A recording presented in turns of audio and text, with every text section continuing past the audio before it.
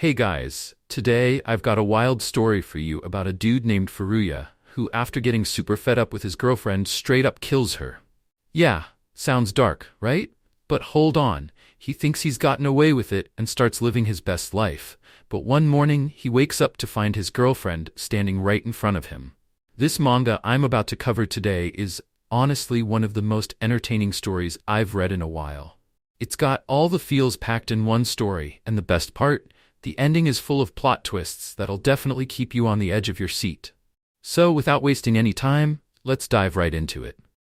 The name of this manga is I Was Rang by Haruki, and it's a one-shot, meaning it's a quick read, but trust me, it hits hard. Alright, so here's the deal. This is the story of Furuya and his girlfriend, Sara. One day, Furuya is just chilling in class, when, out of nowhere, the most beautiful girl in his class, Sara, confesses her feelings for him. Obviously, Furuya's mind is blown. Like, this is the most popular girl in school. He can't believe his luck and agrees to date her. At first everything seems great, but then Furuya realizes that Sara isn't what he expected. She turns out to be crazy possessive, like next-level creepy. She follows him everywhere, and get this. She even puts a GPS and listening device on him to make sure he doesn't go anywhere without her knowing. And just when you think it can't get worse, it does.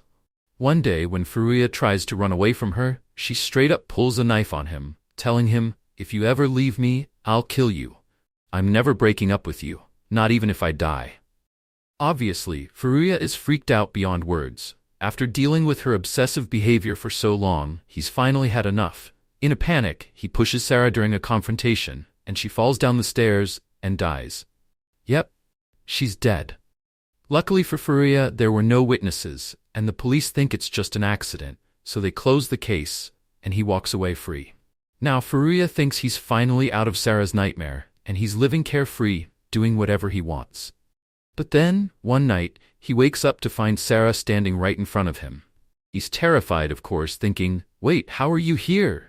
You're dead." Sara, now a spirit, calmly says, "Yep, I'm dead, but I love you so much that I came back to be with you." And just like that, Furuya's worst nightmare comes true. He tries everything to get rid of her, even throwing salt at her because, that's supposed to scare ghosts away, right? But nope, Sara just stands there, completely unaffected. Furuya's freaking out, shouting, "Why are you here? You've ruined my life. I can't even sleep without taking pills." But Sara just stares at him, all calm, and says, "Even after my death, you're still mine. I'm not mad at you, Furuya. I love you and I'm here to stay." And then she makes a weird request. She wants Furuya to take her on a date.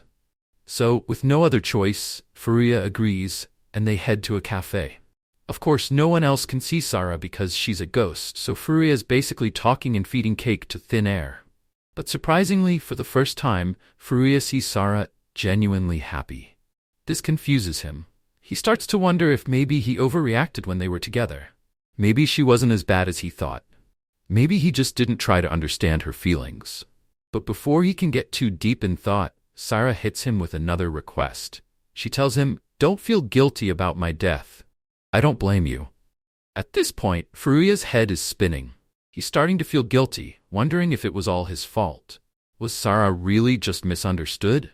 Did he kill her for no reason? Time passes, and Furuya keeps fulfilling Sara's requests, which are mostly just normal couple things, holding hands, going on walks, stuff like that. It's almost like she just wants to pretend that things are normal. But then, on Sara's birthday, she asks Furuya to hold her hand again. Only problem? She's a ghost, so she can't actually feel anything. Seeing how sad she is, Furuya's guilt deepens even more.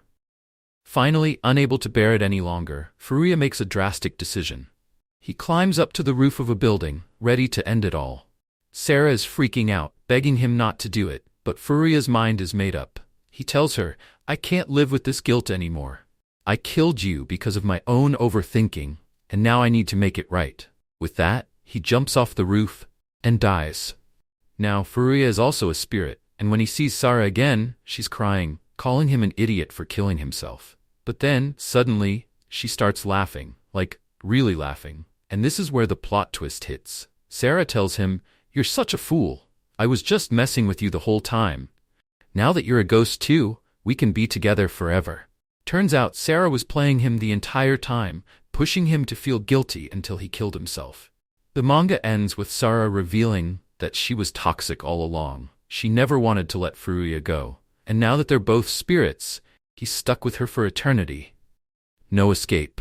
After all doing this, Sarah be like, "Son, don't mess with your mother." So yeah, that's how this crazy story wraps up. Sarah was never the sweet girl she pretended to be, and Furuya's stuck with her forever. The ending definitely blew my mind, and I'm sure it'll get you thinking too. If you enjoyed this video and love these kinds of insane manga twists, make sure to hit that like button. It really helps out the channel. And hey, if you're into more content like this, don't forget to subscribe and tap that bell icon so you don't miss any future uploads. Trust me, we've got plenty more crazy stories to cover.